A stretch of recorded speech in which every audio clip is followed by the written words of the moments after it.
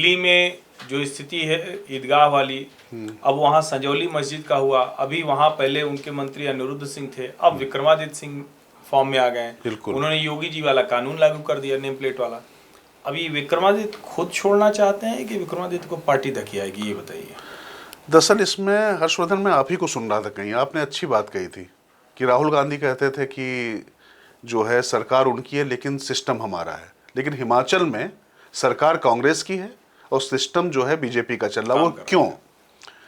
देवभूमि है, अपनी संस्कृति से वो बहुत प्रेम करते हैं, अपनी पहचान को लेकर वो बहुत ज़्यादा जागरूक हैं।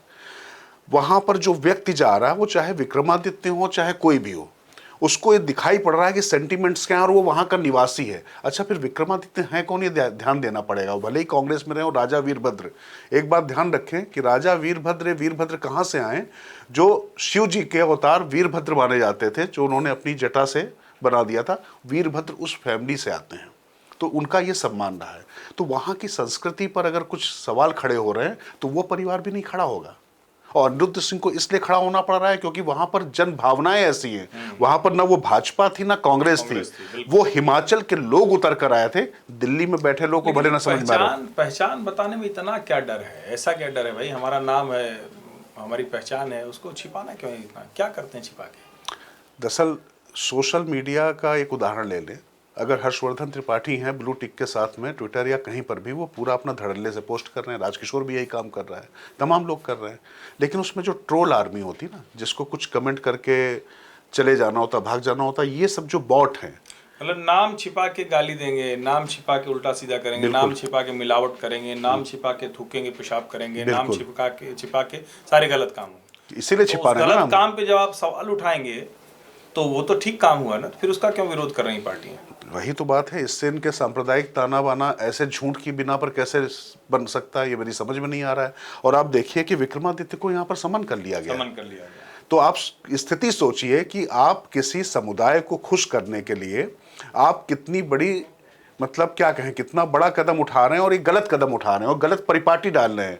और मुझे यही लगता है कि हिमाचल भले ही छोटा सा राज्य है, लेकिन जिस तरीके से संजौली का मुद्दा पूरे देश में गया था, उसी तरीके से ये मुद्दा भी जा रहा। और योगी आदित्यनाथ ने जो फैसला लिया था हर्षवर्धन, वो कानून के विपरीत नहीं था बिल्कुल। और तब भारतीय जनता पार्टी की सरकार भी नहीं थी, ना योगी आदित्यनाथ सीएम थे, ना नरेंद्र मोदी। वो तो बहुत पुराना 2006 फिर 11 में उसको लागू किया गया। तो उसी को तो लागू करा रहे ना।